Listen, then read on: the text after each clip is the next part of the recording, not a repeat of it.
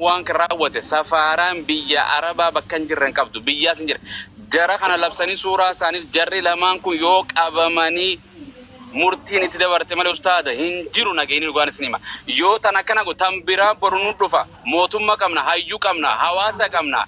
oromo miliyoona waan lakkaa'uun dhufin jirtu gartee hamaa keenyaaf keessa baafne murtii atti akannannu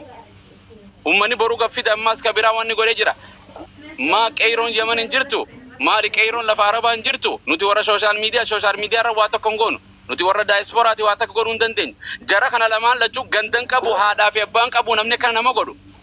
abbaan isaa hin jiru abbaa isaa fida haadha isaa fida abbeeraa isaa fida dubbachiisa ilmoo namaa hagan lakkisu gaafa haadhaa fi abbaan dalage jarri lubbuu rabbii fun qajeelin haadhaa fi abbaan qajeelu jarana kan nama ajjeesuus ni du'a inni ni seerri irra dhaabbachuu qaba jarri biyyee nama nyaachise fannoon takka akkana nun goone mootummaan abbaa irree takka akkana nun goone jarana jaarraa diidamii takkaa keessa dhufee lubbuu namaa social media irra fidee biyyee nyaachisaa shahaadaa si komandoo fi shahaadaa gartee walloo qabsiisa jedhee ummata kana godhuun maali nama obbolowwan islaamaa tokko jarri kun amantiis hin qabu walloos bakka hin bu'u arsiis bakka hin bu'u jarri kun keenyaa miti shiftaa warra bosona goda keessa jiru maa sodaattan ummata asirra dhufee laayii maqaa isaanii beeytan kiingi maarree ummata ofirra kiingi ta'a kuyin maarree maa biyyaa baqata yoo qabsoo kan fadhu taate walloo keessaa fi gortee arsii keessa maan teenye isa gartee fi rakkachuuf hoolaatiisu biyyaa bee ka gartee qaamni isaatuun margin ummata kana wal godhu jira jarri kun ni jiran biyya arabaa jiran lafa tana jiran ardiin rabbi isaanitti haa xiqqaatu laftii tun gartee bal'inaa wajjin isaanitti haa xiqqaatu wallaahi lubbuu namaa akkanatti miidhuun qaatiluun nafsi laa yadkhulul janna abadan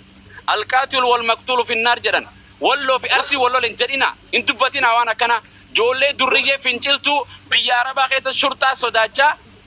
gartee iqaamaas hin qabne jiruu hin qabne bultii hin qabne tanaa tokkana wal godhu jira rabbiin sodaadha itti dubbadhaa hima kan du'e haduu kaan of eegaa bakka jirtanitti of eegaa jarri gartee 3 4 5 kun qabamu qaban kutaa lachuutirra yoo kana hin taane waan du'aa maxxansaa ooluu hin dandeenyu abalu du'e nutti ettaniin fidina hin dandeenyu boojiyama lola keessa jira namni boojiyama nabira jedhee nu gallakkisaa jedhu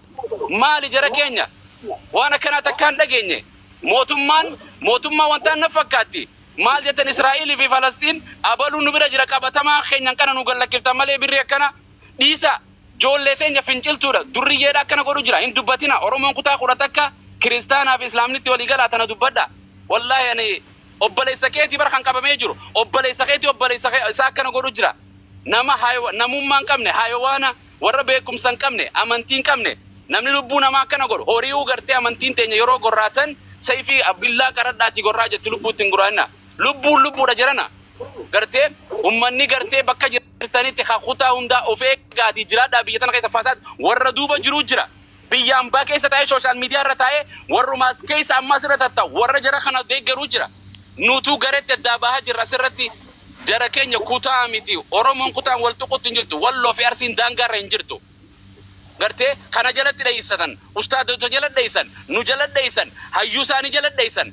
wanni kana kunaafuu qabdi baaba isin irratti illee gartee dubbadhu wallaahi mata noo gusta qata halkan guutuu kana rafne nama dhukkubsa lubbuu namaa tan duute rabbi rahmata haa godhuuf namni gartee nama rabbi jannata isaaniif haa kennu inni jiru duruu du'e seenaa nu dhiistee deemte ijoolleen tun seenaa fokkottu seenaa miliq hin dhiisin seenaan abbaa irree isin hin dhiisin dhiifte isin irraa gabaabsa yaa qeyroo fi qarree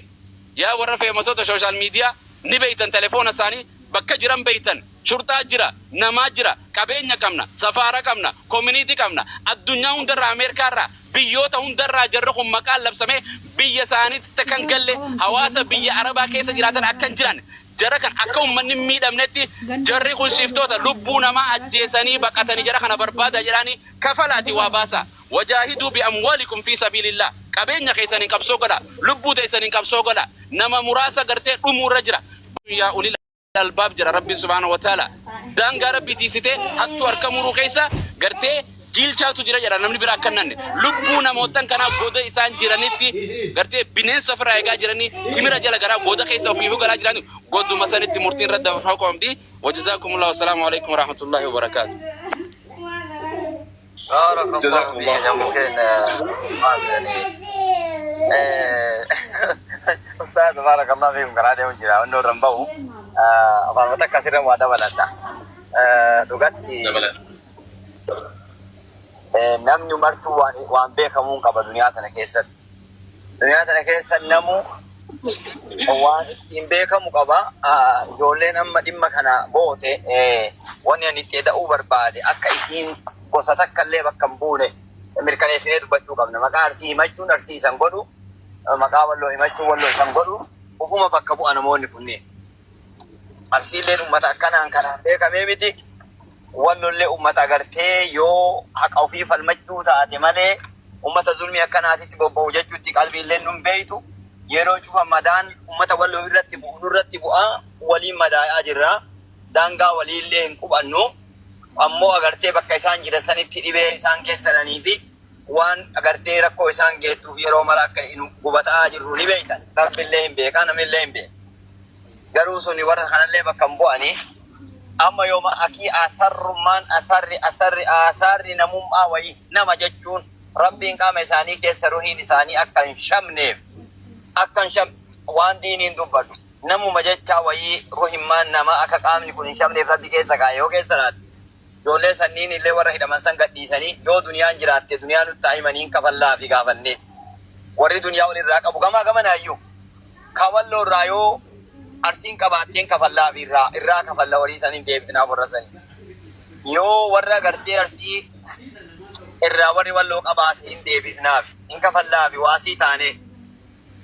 ammoo amma ijoolleen tun ba'uu qabdi. Ijoolleen namni kalee akkuma amma Abuubaas jedhe wallaahi an galgala argee galgala halkan akkana gara saa 12titti ijoollee tumanii qaama isaanii keessa muka kaayan argee wallaahi uqsimu lakum billaahi alladhii laa ilaaha ghayru hirrafni halkan hirrifni kan hirri addi koyoo irra fayyadu umataa keessa wanni sun dhufee lafaana dambaysa rabbi kabeeku hin agarre ani gartee nama akkasii nama azabullee argeen jiruuti yetana keessatti hin argine jiruu namni maqaa rabbii dhawu maqaa rabbii dubbatu akkana wal godhu hin agarre hatta namni yoo booji'amellee akkaataa itti qabamuu qaba yoo magartee lola irratti illee booji'an ummata karaa kana marayyuu irraan argin safuu namoomaatiif safuu rabboomaa irraan argin kabiyyoomaa ka irraan argin ummata beekamaa ummata fi masii jennee dubbisuun waan akkasii irra dubbachuun agartee beekama meebi kanaan beekamuu malanii namni sharriin illee hin beekamaa khayriin illee hin beekamaa yoo ijoolleen sun yoo aarteellee meebi namni yoo aare shayxaanni kun illee keessa nama argata moosanallee achi hin dabrinu shayxaanni mooyatee kana maletti isaan kaase asnuu deebi'anii ijoollee sana gara maraayyuu gadhiisanii dhimma itti aanutti akka dabrinu nuu kadhadhaa namni jara kana beeyta aynuu fidaa isiniin jenna aynuu fidaa har'a bira akka hin tarre amma bira akka hin tarre hin dhageetti ijoolleen tun hin dhageetti seerri jedhamu kuni seerri shiftaa irratti hin dalagu hin beekta nama muka galu nama seera hin qabne nama mana hin qabne nama mala hin qabne nama isa tooyatu hin qabne seerri hin argu keessattuu biyya Suudii kana keessatti namni muka galu namni bakka inni jiru namni san beeyne hin jabaata. Kanaaf wanni godhuu qabnu karama namaatiin karama biyyaatiin namoota ulamaa agartee reefu akkuma reefu asniin jeessanitti namoota ulamaa ka warra Walloollee dubbisanii haala kanaan namoonni kun haasoo qabanii nama gara durriyyee 4-5 ta ilma dhiiraa afaan keessa wal dhungachiistu akka dubartiititti ka ilma dhiiraa mukaan akkana gootu tana dadhabnee jirraa sabni miiliyoona 60 kun galabaa waan ta'eef hattuu durriyyee Saudi Arabiyaa keessatti ilma dhiiraa gudeeddu kadhannee harka itti kennannee jala jignee kadhannee yoo jettani isin waliin kadhatuuf qophiidha nullee maaliif rabbi nu salphise waan ta'eef jalqaba salphina keenya goonfannee sabni miiliyoona 60 kun taraa ta'uusaa taraa ummata homaa godhuu hin dandeenye ta'uu keenya walitti himnee kaanee achi booda durriyyoota isin jettan tana hin kadhanna jalatti illee jinna isin waliin jecha isin nu afoo deemtanii kanarra walii agallu jalqaba yookaan ammoo warra ilma dhiiraa afaan keessa wal dhungachiisaa viidiyoo waraabu warra ashawaa ilma dhiiraa afaanin naqu kana Oromoon dadhabdee Saudi Arabiyaa keessa mammaaksa takka bicha isinii kaasa hin beeytan seenaa kana isin hundi warra sheekaallee sarootatu jedhan wal gahanii wal gahii godhatanii saroonni abbaan qabeenyaa kenna yookiin abbaan nu guddifate kun ofii foon nyaataa nu lafee nuu kennanii ofii nyaata gaarii nyaatanii nu nyaata badaa nuu kennanii maarree nuti bilisumaan abboota saroota nu guddifate kana tajaajilla amma murtee tokko irra gahuu qabnaa jedhanii walii galan murteen isaa irra walii galan galgala yoo hattuullee dhufte yoo waraabessi illee dhufe hindunnu hindutinaa jedhanii walii galan. Hayyee jedhanii martuu gara mana isaanii galan. Galgala hattuun tokko dhufee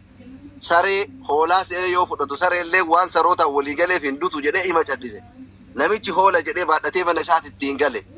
Achi booda saree kana bismillah jedhee fuudhee albee irra gakkaa'u saree utaalee jalaa fiigee gale. Galee saroota walitti yaasee yaa sarootaa jedheen. Abbaa manaatii jettan hin iyyina ufii jettan iyyaa yookaan hoolaa jedhanii isin qalanii jedhee sarichi. Oromoon Suudi Arabiyaa keessa jirtu warri biyya san keessa jiraatu beekaan sheekni hayyuun dhiirri dubartiin qeerroof qarreen yoo rabbiin sodaatan ufiif jecha bahaa salphina kana ofirraa kuffisa yookaan ammoo sababa saroota tanniinii Suudi Arabiyaan xiqqaa fi guddaallee wali qabdee guyyaa takka wali qabdee xuruuruuf jirti ooltee hin bultu. Sababni illee waan kanatu waan miidiyaan deemaa jiru wanti kun jara bira gaya. Isin agaree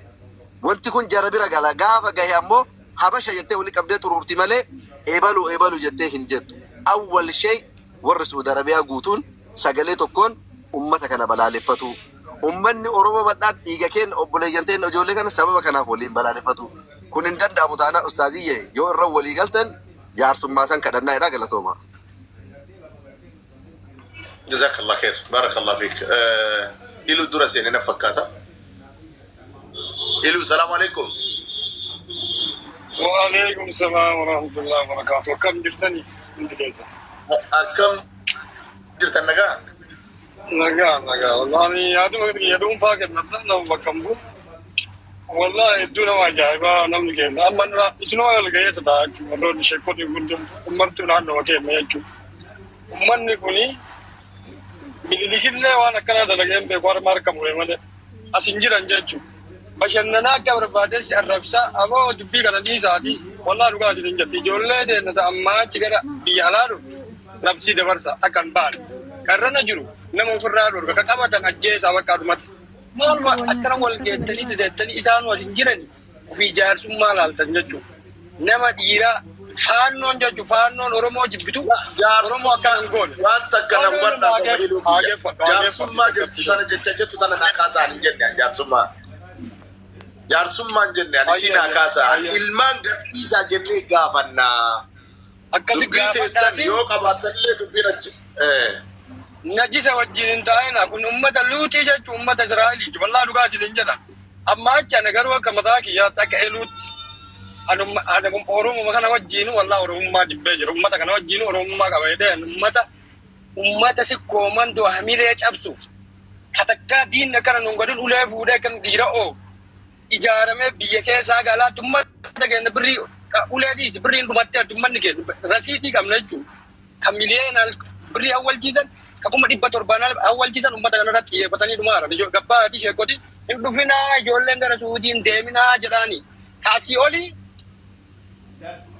مرة يوم ما تجينا يبدو أبى برباد مكو تلاقيه في الرادور كمان يوم برباد إنك ديسني أجهزني أنا مقالتان ولينا والله بالله بتاعي رمان نجينا جبية مرة تو قد جنتان شو كنيسة أمّا تكنا عامل هذا إرّا الديواني جارسون ما كذا تنمّن كم على ما سدير أفور الله لمول قد جكنا راوة تاسين دورا جارسون ما لا وان كان كديسني أمّا اللي رديواني مشاك أبى ميراني قباني أمّا تدولان جاتو مشان ولا أبى ميراني مشا سوداني برجع تقعد لقيته قليل يلا أبوتا أجارسون بيزا سيني سوينا سوينجنو قباني